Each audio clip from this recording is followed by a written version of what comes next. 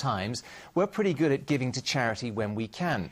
Now, one increasingly popular way of getting rid of your old clothes and helping others at the same time is via one of the many doorstep bag collections. But Anglia Tonight has discovered it's not always what it seems. For example, if you saw the logo behind me on the bag, which charity, perhaps, would you assume you were supporting? I'm guessing breast cancer, but you'd be wrong, as Neil Bradford's been finding out.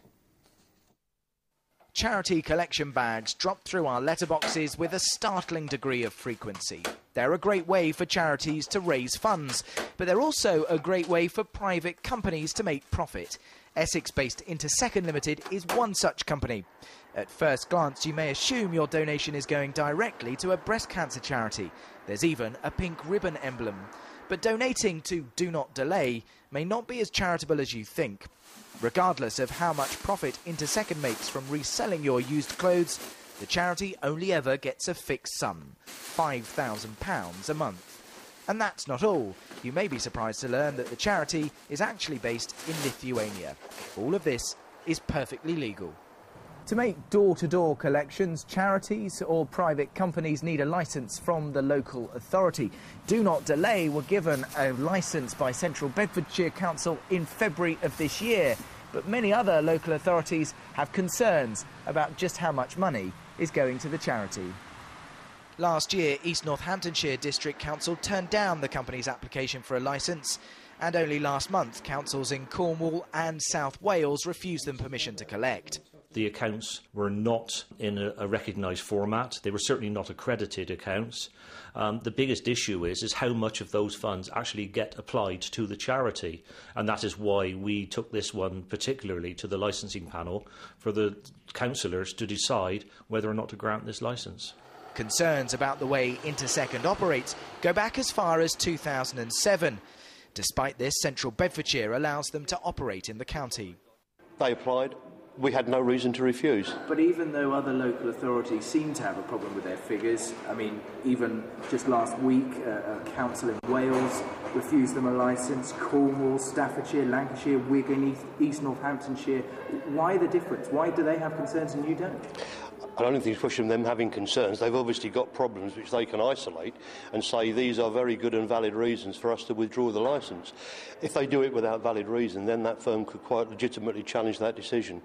We telephoned the Tilbury-based company requesting an interview. Hello, can I speak to your media, whoever deals with media inquiries, please? We were told to email. So we did, and several days later our request for an interview was turned down. When we confronted the collection team, there was a clear language barrier. Where does the money go for all the clothes and everything? I don't understand. You don't understand me? Yeah. In Barton-le-Clay near Luton, where Intersecond have been collecting recently, residents are surprised to learn charities will not directly benefit from their donations. But the pink ribbon was the bit that really did it for you, wasn't it? That's right, yes, yes, yeah. So I'm going to take that in and take it to the hospice shop. Okay. Thank you.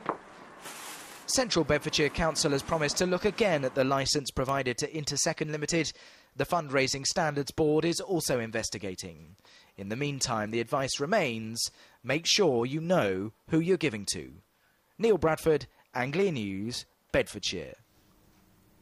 That is good advice, because it's becoming increasingly a problem, isn't it? You've been finding out some of that as well. Well, I've been getting about 2 a week at the moment. Yeah. I don't know what charities, I haven't looked at them, but yeah, about 2 coming through the letterbox a week. I haven't got enough clothes to put in them. Now, if you live in the middle of the countryside, a university degree is a pretty hard thing to come by without moving to a big town or city. But all that's about to change at one village high school in Norfolk. Methwold High near Thetford is to become the first in the country to offer degrees. Its courses will be a mixture of distance and face-to-face learning, and it reckons they'll be much cheaper for students. Elodie Harper went to find out more. It's the most rural school in Norfolk. But from next year, Methwold High could also be a university campus. The school plans to offer degrees in law and business administration, which are connected to the University of London's international programmes. This building is as far as it's possible to get from the traditional image of a university. But with the substantial rise in fees, the future face of higher education could increasingly look like this.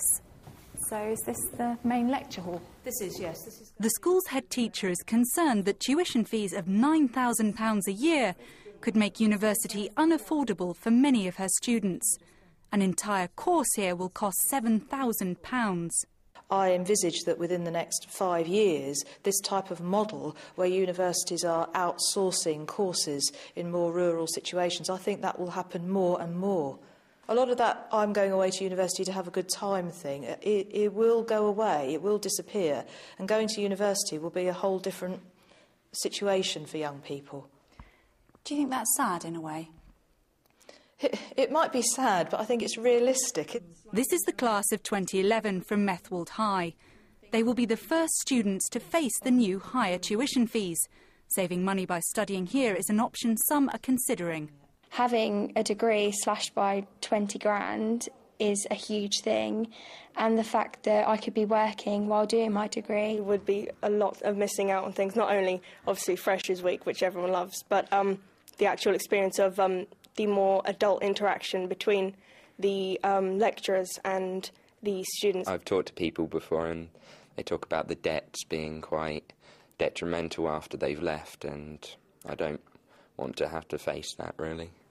A degree course at Methwold High School may be cheaper, but the degree's value in the workplace is yet to be tested.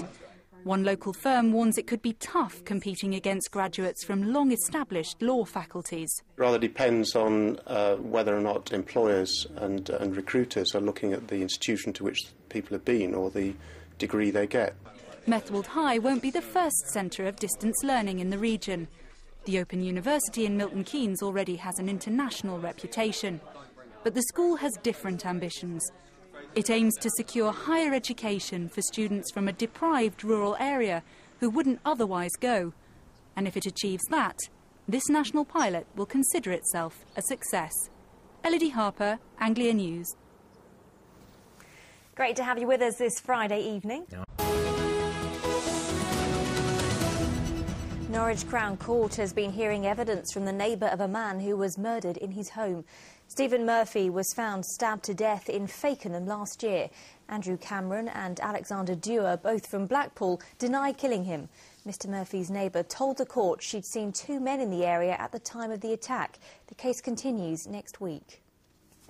Plans for a brand new free school at Stoke by Nayland in Suffolk have been given the green light by the Department of Education. Parents have been campaigning for a new school for 11 to 16-year-olds to be built on the site of an existing one which closes in 2013. It'll be one of the second wave of free schools announced since the general election. Dovercourt in Essex has been highlighted as having one of the highest number of boarded-up shops in the country. Almost 60% of them have been closed down, but the hope is that a new market could see business return to the town. Hannah Pettifer has more on that. For a pound of avocados now, you can have 5 peaches there for a pound. Trade was brisk today. Anything else? The arrival of the new Friday market on Dovercourt's High Street brought out the shoppers, helping boost business. Yeah, I think it'll make this town better because you're going to have a lot more people coming down and it'll advertise the town more. The town needs advertising. Most recently, Dovercourt has become synonymous with boarded-up shops, businesses forced to close because of the recession. A survey last year named the town as having one of the highest number of vacant shops in the country. Independent research carried out for ITV Anglia also show it to be in one of the areas most vulnerable to the effects of government cuts. Quite a lot of areas around here, they are going down and down, problems with the recession and such like, and it's just a case of trying to fill these shops up and having a market here hopefully will increase the footfall, which will entice somebody to open a shop again. It's got bad, and I think it will take a long time to get it back up again, but this can only help anyway, can't it? Well, I think Dovercourt needs something to perk it up a bit of loving care. The market's not the only place hoping to bring more people into Dovercourt. In just a few weeks' time, this former roller skating rink will be transformed into an ice rink, just in time for Christmas. Tough times may still be forecast for business, but those who've worked to bring the market to Dovercourt hope it will mark a turning point in the town's fortunes. Hannah Pettifer, Anglia News, Dovercourt. Well, hopefully that will be a big boost for Dovercourt. Needs something. It does.